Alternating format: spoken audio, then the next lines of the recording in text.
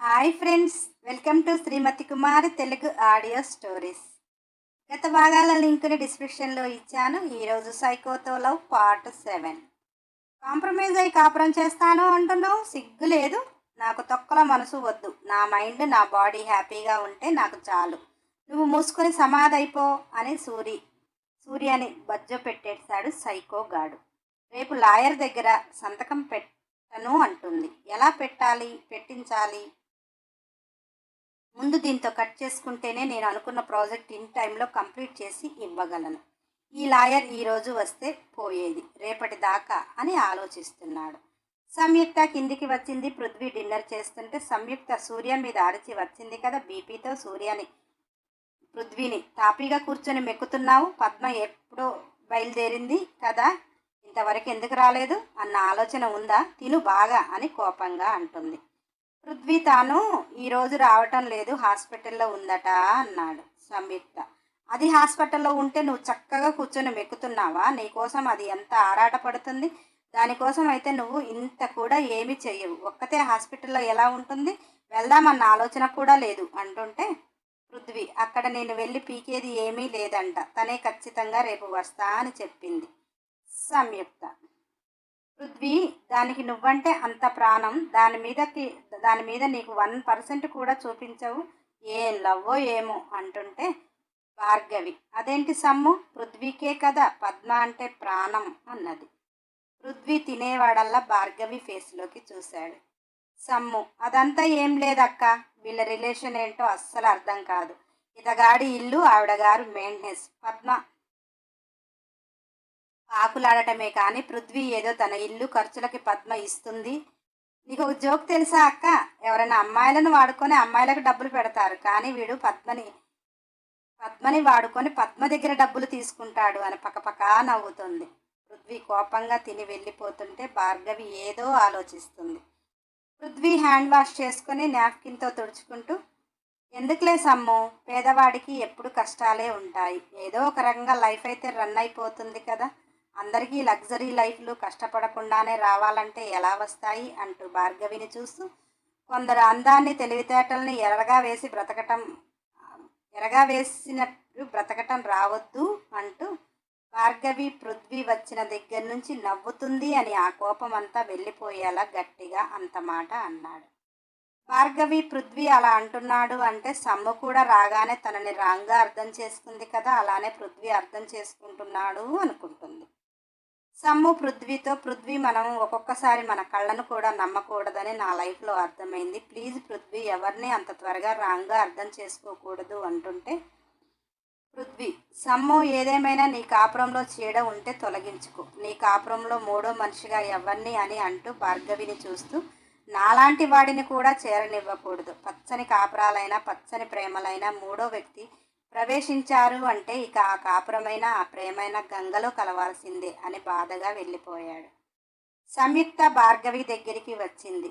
ఏమనుకోకక్క, పృథ్వీ లవ్లో ఫెయిల్, ఎప్పుడో లైఫ్ పోగొట్టుకున్నట్టు మాట్లాడతాడు అన్నది. భార్గవి, అదేంటి లవ్లో ఫెయిల్ అంటే? పద్మ అన్నది. సమ్ము, ఏమో అక్క, నాకైతే డీటెయిల్స్ అయితే ఏమీ తెలియదు, కానీ పృథ్వీ ఒక ఆమెను ప్రాణానికి మించి ప్రేమించాడట. తను ఏదో మోసం చేసింది. డిప్రెషన్లో ఉంటే పద్మ అతని లైఫ్లోకి వెళ్ళింది, అంతే. వాళ్ళిద్దరి మధ్య ప్రేమ లేదు, పెళ్లి బంధము లేదు, ఏదో అవసరాలకు రిలేషన్. పద్మ పృథ్వీని ప్రేమిస్తుంది, కానీ పృథ్వీ అతని అవసరాలు తీర్చుకుంటూ పద్మ దగ్గర డబ్బులు తీసుకుని బ్రతుకుతున్నాడు, అంతే. నేను బాగా తిట్టేస్తా పృథ్వీని అన్నది. భార్గవి చాలా దీర్ఘంగా ఆలోచిస్తుంది. అతను ప్రేమించిన ఆమె మోసం చేసిందా? అసలు ఆలోచన, ఆ పెయిన్ తట్టుకోలేక కాస్త గట్టిగా తల ఒత్తుకొని, సమ్ము, సూర్య, నువ్వు డిన్నర్ చేసి పడుకోండి, నాకు ఓపిక లేదు అని వెళుతుంది. సమ్ము, బాబోయ్, ఆయనను నేను పిలిస్తే అగ్గి మీద గుగ్గిలా లేస్తాడేమో అక్క అంటుంటే భార్గవి, సమ్ము, లంచ్ కూడా చెయ్యలే సూర్య, ఇద్దరు తింటారా ఉపవాసం ఉంటారా మీ ఇష్టం అంటూ తాను ఏదో బాధగా వేదనతో వెళ్ళి పడుకుంది. సంయుక్త ప్లేట్లో అన్నీ ఎక్కువ ఎక్కువ పెట్టింది. బాబోయ్, ఇతనితో అన్నం తినిపించలేస్తానా? అసలే మెంటల్ మొగుడు. వాడిలో ఇంకో సైకోగాడు. అయినా ఈ ప్లేట్లో అన్నం ఆయన గారు తిన్నాక మిగిలిస్తే నేను తినాలి, అది కదా డెవిల్ టాలెంట్ అంటూ ప్లేటు వాటర్ బాటిల్ తీసుకొని సూర్య రూమ్కి వెళ్ళింది.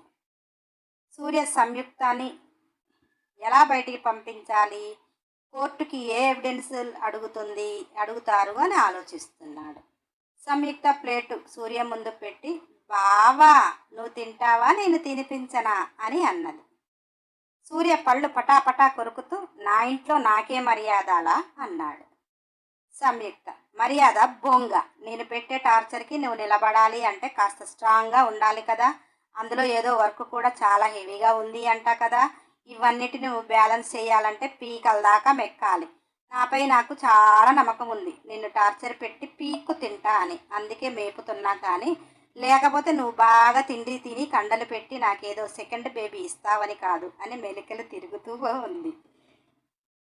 సూర్య, ఏమి కులుగుతున్నావే, నీ ఒంటికి పట్టిన కొవ్వుని ఒకే రోజు కరిగించగలను, కానీ నిన్ను టచ్ చేయకూడదు అని స్ట్రాంగ్గా ఉన్నాను. లేదంటే నీ బాడీలో పొగరు గ్రాము కొవ్వు కూడా లేకుండా బాడీ మొత్తం చపాతీ పిండి పిసికినట్టు పిసికెద్దును అన్నాడు. సమ్ము వయ్యారాలు పోతూ, నా మొగుడికి అంత టాలెంట్ ఉందిలే, కానీ ఆయన గారు అల్క పన్పు ఎక్కారు కదా, అంత తొందరగా దిగరులే. నాకంత అదృష్టం ఇప్పుడు లేదులే, కానీ నాతో వాదులాటకైనా ఎనర్జీ కావాలి కదా, తినండి. నాకు తెలిసి అసలు మీకు తినడానికి కూడా ఓపిక లేదు అనుకుంటా. ఆ హ్యాండ్స్ చూడు ఎలా షేక్ అయిపోతున్నాయో, మార్నింగ్ నుంచి ఏమీ తినలేదు, ఇంకొక 2 రోజులు తినకపోతే తమరు దేనికి పనికిరారు అన్నది. సూర్య, నువ్వేమి ఎక్స్ట్రాలు మాట్లాడక్కర్లే, ఇది నా ఫుడ్డు, నువ్వు నాకు వర్కర్గా తెచ్చి ఇచ్చావు అంటూ తింటున్నాడు.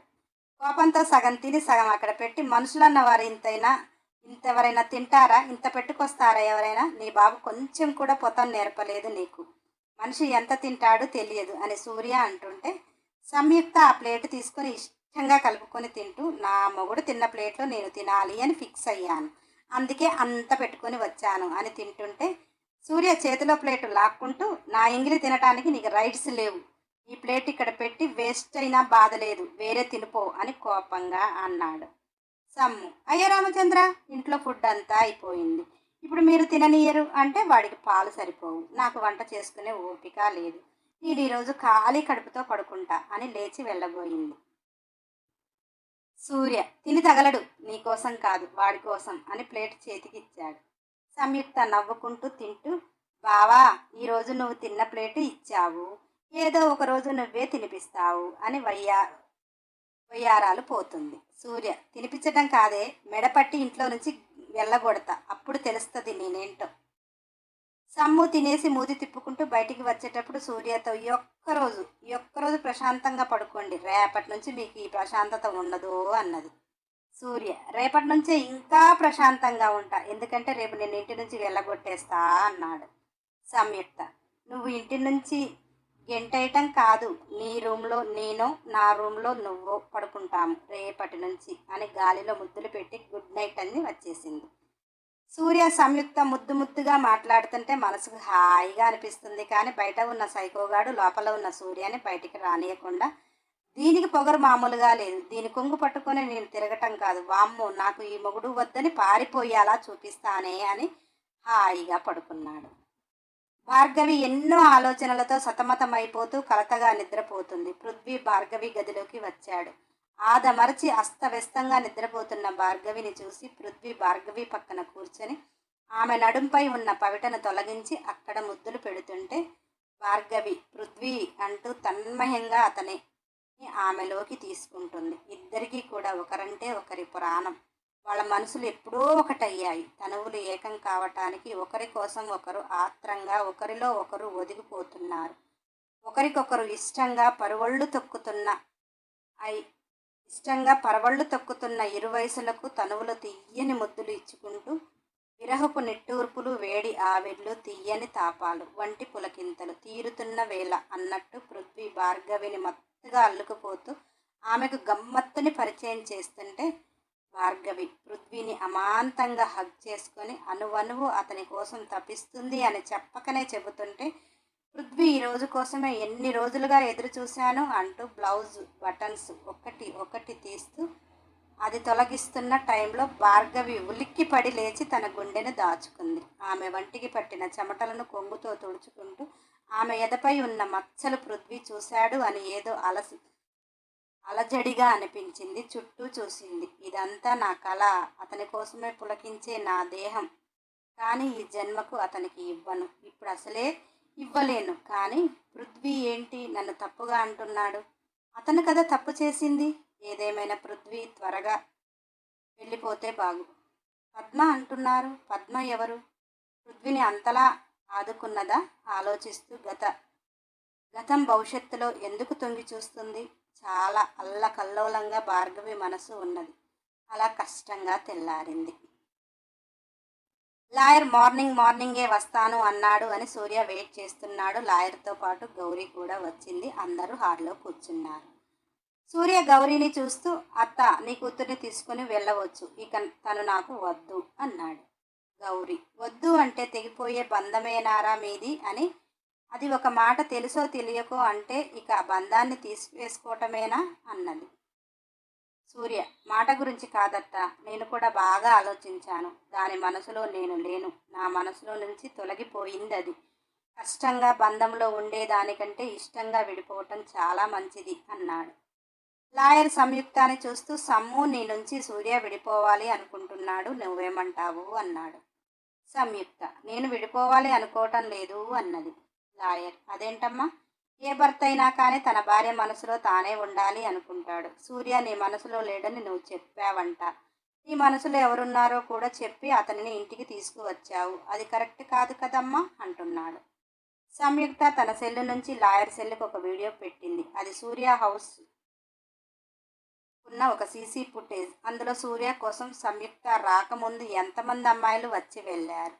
లాయర్ అది చూసి, అతను గతంలో అలా చేసి ఉండవచ్చు, నీతో బంధం ఏర్పడ్డాక ఎవరు అతని జీవితంలో లేరు కదమ్మా అన్నాడు. సంయుక్త, బంధం అంటే? మమ్మీ, నాకు ఎప్పుడు పెళ్లి చేశారు మీరు అన్నది. లాయర్, ఏదో పెద్దల సమక్షంలో ఒక 3 days బ్యాక్ సూర్య తాళి కట్టాడు. కానీ మీ బంధం 2 ఏళ్ల నుంచి ఉంది కదా, మీకు బాబు కూడా పుట్టాడు అనగానే సంయుక్త, నన్ను 2 years బ్యాక్ ప్రేమించాడా? లేకపోతే 2 years బ్యాక్ మా తల్లిదండ్రులకు చెప్పి నన్ను పెళ్లి చేసుకున్నాడా? లేకపోతే రిజిస్టర్ మ్యారేజ్ చేసుకున్నాడా? లేకపోతే టెంపుల్లో పెళ్లి చేసుకున్నాడా? ఏది చేయలేదు కదా. బలవంతంగా బందీని చేసి బంధం అంటే అయిపోతుందా? అలా 2 years అతనితో ఉన్నప్పుడు తాళి కట్టి రాగానే కాపురం చేస్తారా? నా మనసు, నా తనువు అతను నాకు ఇష్టం లేకుండానే లాగేసుకుంటే కోపంతో 1,00,000 అంటారు. అంటే అప్పుడు నా మనసులో ఉన్నాడు అంటే ఉన్నట్టేనా అనగానే లాయర్, మనసులో కాకుండా ఎదురుగా కూడా ఉన్నాడు కదమ్మా. సూర్య నుంచి విడిపోయాక అతనితోనే కదా నువ్వు ఉన్నావు. చింటూ కూడా పృథ్వీతో చాలా దగ్గరగా ఉంటున్నాడు అంటే అన్నాడు. సంయుక్త, అలా అంటే రిలేషన్ ఉన్నట్టేనా? అలాగనే లాయర్, మీ ఇద్దరి రిలేషన్లో ఉన్నారు అని బెడ్రూమ్ సీన్స్ అయితే చూపించరు కదమ్మా. అలా ఉన్నా నమ్మేస్తారు అనగానే సంయుక్తకి ఎక్కడ లేని కోపం వచ్చింది. అప్పుడే పద్మ వచ్చింది. పృథ్వీ అంటే నాకు ప్రాణం, అటువంటిది నా పృథ్వీని ఎవరికైనా ఇచ్చే అంత మనసు నా దగ్గర లేదు. ఒక వేస్ట్ పిలవ లాంటి పృథ్వీ లైఫ్లో లైక్ చేసే అంత సంయుక్తకి లేదు. సంయుక్త నా బెస్ట్ ఫ్రెండ్, వాళ్ళిద్దరి మధ్య ఫ్రెండ్షిప్ అంతే. రిలేషన్ అంటే నేనే ఊరుకోను. అయినా దాని మొగుడు దాని మెడలో తాళి కట్టి తీసుకుని వచ్చేటప్పుడు ఇంట్లో ఒక ఆడదాన్ని పెట్టాడట. అదేదో కోపంలో అలా పృథ్వీని యాక్ట్ చేయమని మాత్రమే చెప్పింది అన్నది. లాయర్ సూర్య కళ్ళల్లోకి చూశాడు.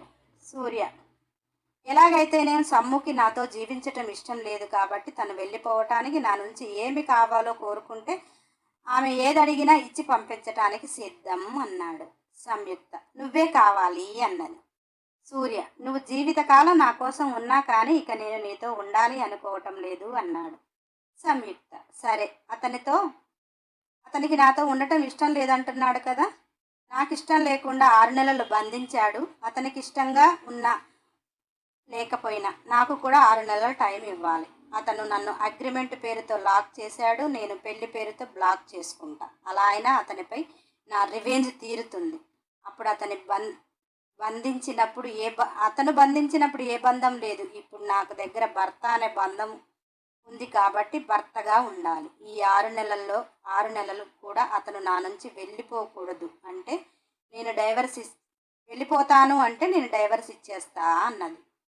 సూర్య, భర్తగా ఉంటాను కానీ నేనైతే తనని తాకను, ఇప్పుడే చెప్తున్నా అన్నాడు. సంయుక్త, నువ్వు నన్ను తాకమని ఏమీ అనను, నీకులాగా ఇష్టం లేకుండా సొంతం చేసుకునే మనిషిని కాదు, కానీ ఈ 6 నెలలు 24 అవర్స్ నాతోనే ఉండాలి అంటుంటే సూర్య, ఇక నేను ఆఫీస్ పని చేసుకోకుండా నీ కొంగు పట్టుకొని తిరుగుతాను అని కోపంగా అన్నాడు.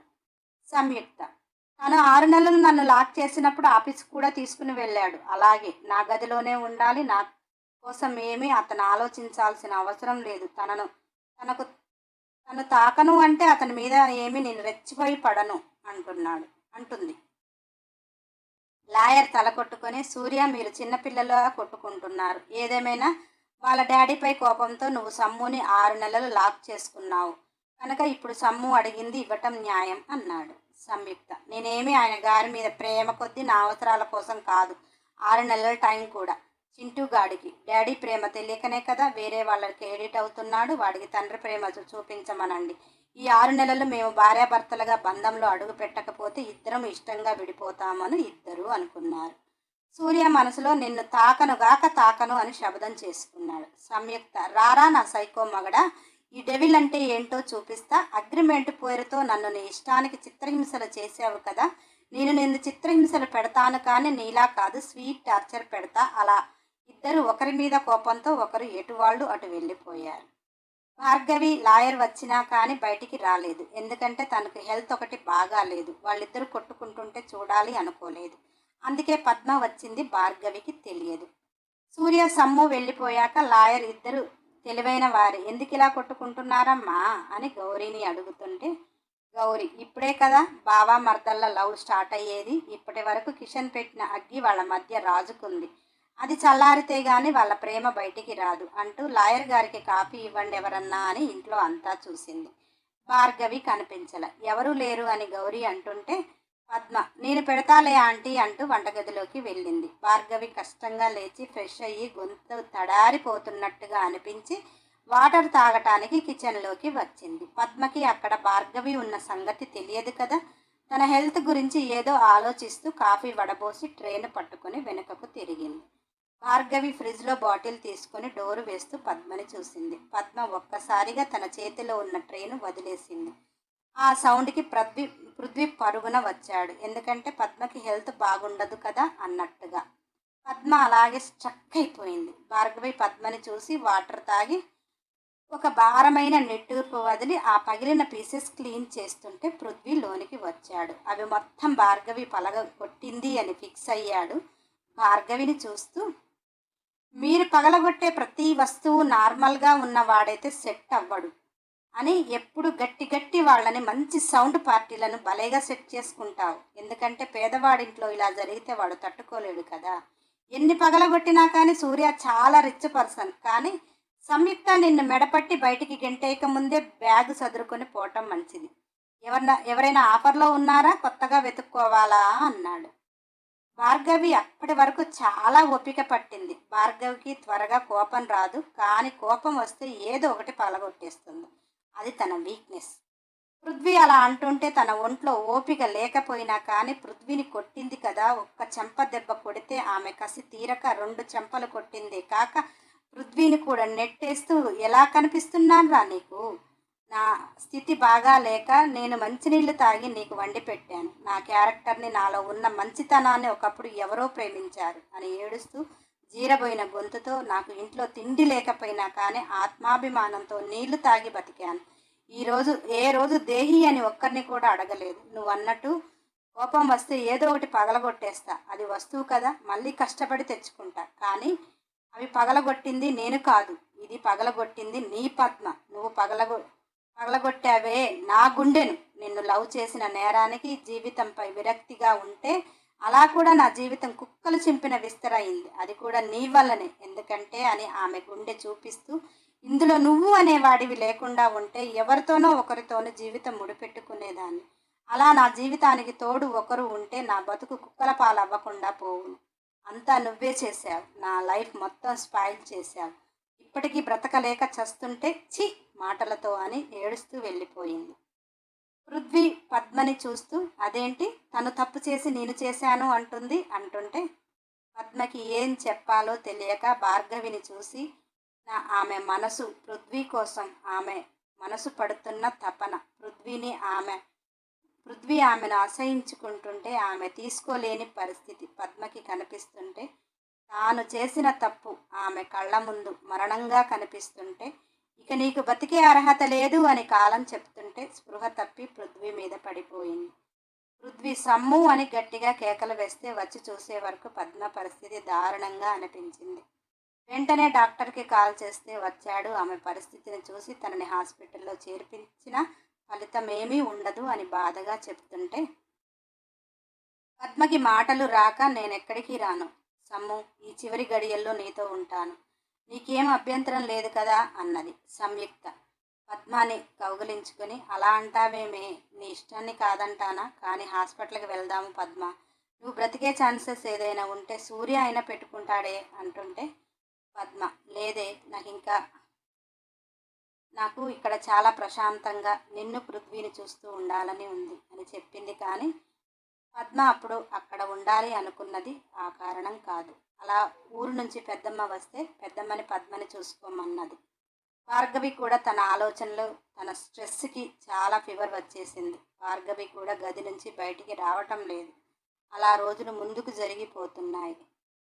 సమ్ము చింటూని ఫ్రెష్ చేయించి బెడ్ మీద వదిలేయగానే వాడు బుడ్డి అడుగులు వేసుకుంటూ సూర్యను చేరతాడు. సంయుక్త వాడికి డ్రెస్ పౌడర్ వేస్తున్నట్టు వేస్తూ పదే సూర్యని ఎక్కువగా తాకుతుంది. సూర్యకి అదంతా అర్థమవుతుంది. అలా తాకినా కంట్రోల్గా ఉండటానికి ప్రయత్నిస్తున్నాడు. కానీ సంయుక్త బెడ్రూమ్లో ఒక సింగిల్ నైటీ మాత్రమే వేస్తుంది, అది లాంగ్ జిప్పుతో. నైట్ వాడికి పాలిచ్చి ఓపెన్గానే ఉంటే సూర్య కనీసం సమ్ముకేసి తిరగకుండా కష్టపడి అటు తిరిగి నిద్రపోతున్నాడు. కానీ సమ్ము తాను మళ్ళీ రెడీ అయ్యి బయటికి వచ్చే వరకు ఆ నైటీ సగం జిప్పు ఓపెన్ అయ్యి చింటూగాడి కోసం సూర్య దగ్గరికి వచ్చి వాడికి పౌడర్ వేస్తున్నట్టు వంగి తన అందాలు చూపిస్తుంటే ఆమె జుట్టు మొత్తం ముందుకు వస్తుంటే వెనక్కి అనుకుంటూ కనిపిస్తున్న సమ్ముని చూస్తుంటే మాత్రం సూర్య ప్లీజ్రా సైకోగా, నన్ను వదిలేరా, దాని కౌగిలిలో బందీ అయిపోతాను, దాని అందాలలో తడిచి ముద్దైపోతాను, నువ్వు చేయబట్టి అది చూపించేదానికి నేను పస్తులు ఉండలేక ఆకలి ఎక్కువ అవుతుందిరా అని దీనంగా సూర్యాన్ని అంటుంటే సైకోగాడు నువ్వు పస్తులేమి ఉండనవసరం లేదు, నీకు ఫుల్ ఫుడ్ అరేంజ్ చేస్తా ఉండు అని తనకు తాను చెప్పుకుంటున్నాడు. కానీ గుటకలు కూడా మింగుతున్నాడు. అంత టార్చర్ పెడుతుంది సమ్ము.